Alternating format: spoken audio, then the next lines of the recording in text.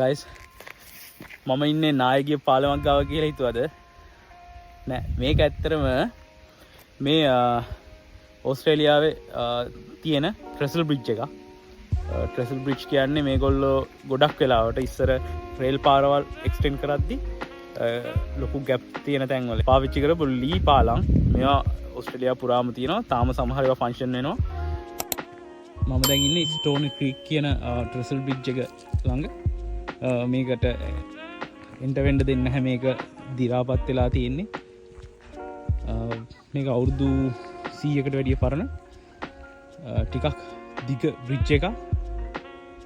මම හිතන්නේ මීටර් 200ක් විතර දිගයි ඉතින් මේ වගේ බ්‍රිජස් තියෙනවා ගොඩක් තැන්වල